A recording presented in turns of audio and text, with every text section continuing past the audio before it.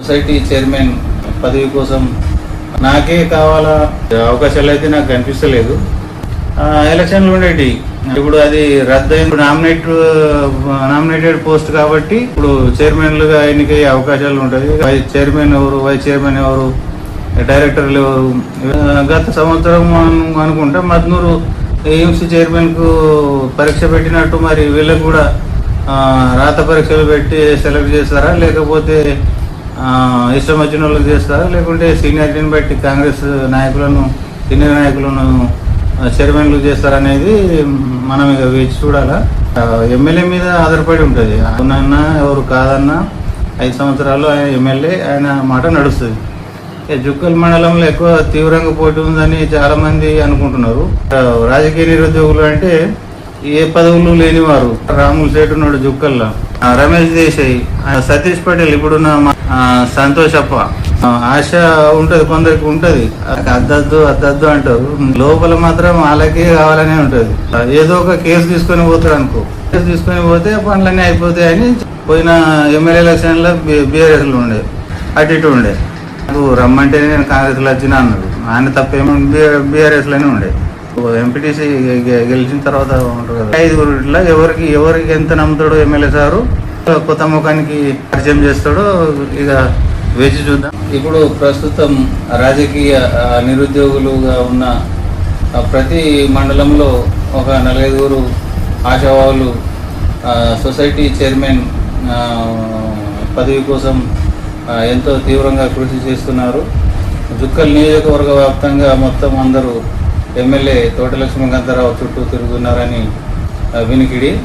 అయితే ఇక మండలాల వారీగా చూసుకుంటే కొన్ని మండలాల్లో ఉన్నారు, కానీ అంతా నాకే కావాలా, అంటే నాకు కావాలా, నేను సీనియర్ ఉన్నా, నాకు ఈ అర్హత ఉంది అని చెప్పుకునే ఒక నాయకుడు కూడా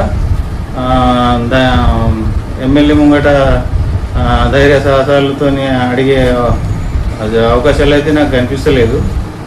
అందుకోసం ఇప్పుడు ప్రతి మండలంలో ఉన్నారు కాబట్టి అన్ని మండలాల్లో కొన్ని అంటే ఎక్కడెక్కడ పిఎస్విఎస్ సొసైటీలు ఉన్నాయో అక్కడక్కడ చైర్మన్లు ఉంటారు. ఎందుకంటే ఇంతకుముందు అంటే ఎలక్షన్లు ఉండేవి, డైరెక్టర్లు ఉండేవాళ్ళు, సొసైటీ డైరెక్టర్లు. ఇప్పుడు అది రద్దయింది కాబట్టి ఇప్పుడు నామినేటెడ్ పోస్ట్ కాబట్టి ఇప్పుడు అంటే ఎమ్మెల్యే సిఫార్సు ఎవరికైతే చేస్తారో వాళ్ళే ఇక ఇప్పుడు చైర్మన్లుగా ఎన్నికయ్యే అవకాశాలు ఉంటాయి. ఇక సీల్డ్ కవర్ల పేపరు, సీల్డ్ కవర్ల పేర్లు రావాలి. ఇక వైస్ చైర్మన్ ఎవరు, డైరెక్టర్లు ఎవరు, ఇవన్నీ ఉంటాయి అనుకుంటా. అయితే మరి ఇవన్నీ కరెక్ట్ ఎవరైనా ఉండని, కానీ గత సంవత్సరం అనుకుంటా మద్నూరు ఏఎంసీ చైర్మన్ కు పరీక్ష పెట్టినట్టు మరి వీళ్ళకు కూడా రాత పరీక్షలు పెట్టి సెలెక్ట్ చేస్తారా, లేకపోతే ఇష్టం వచ్చిన వాళ్ళకి చేస్తారా, లేకుంటే సీనియారిటీని బట్టి కాంగ్రెస్ నాయకులను, సీనియర్ నాయకులను చైర్మన్లు చేస్తారనేది మనం ఇక వేచి చూడాలా. అయితే ఎవరికి చేస్తారు అనేది ఎమ్మెల్యే మీద ఆధారపడి ఉంటుంది. ఆయన చెప్పింది ఇప్పుడు ఎమ్మెల్యే మన కాన్స్టిట్యున్సీకి బాసు. అవునన్నా ఎవరు కాదన్నా 5 సంవత్సరాలు ఆయన ఎమ్మెల్యే, ఆయన మాట నడుస్తుంది. అంటే మొత్తం ఇది ఇట్లా ఉంటే మరి పరీక్షలు పెట్టరా ఆ మాట పక్కకు పెడితే జుక్కల్ మండలంలో ఎక్కువ తీవ్రంగా పోటీ ఉందని చాలా మంది అనుకుంటున్నారు. అంటే మండలంలో ఇక రాజకీయ నిరుద్యోగులు అంటే ఏ పదవులు లేనివారు. ముఖ్యంగా మన దగ్గర రాములు సేటు ఉన్నాడు జుక్కల్లా, ఆయనకు గతం దాకా సర్పంచ్ ఉండే, ఇప్పుడు లేడు. ఇంతకుముందు సొసైటీ చైర్మన్ చేసిండు, 2-3 సార్లు సర్పంచ్ కూడా చేసిండు,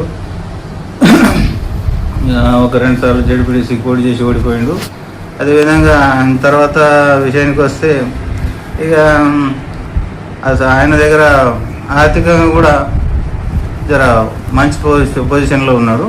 కాంట్రాక్ట్ వర్కులు కూడా చేస్తాడు. దాని తర్వాత రమేష్ దేశాయ్, ఆయన పార్టీలో సీనియర్ లీడర్ అని చెప్పుకుంటారు. ఇప్పుడు ఆయన ఒక మా ఆయన వర్గానికి చెందిన ఒక మంత్రి పేరు చెప్పుకొని ఆయన పనులు అవి చేస్తూ ఉంటాడు. ఆయన కూడా రేసులో ఉన్నట్లే ప్రజలు చర్చించుకుంటున్నారు. ఆయన తర్వాత సతీష్ పటేల్ ఇప్పుడున్న మండల యూత్ కాంగ్రెస్ అధ్యక్షుడు, ఆయన పేరు కూడా వినిపిస్తుంది.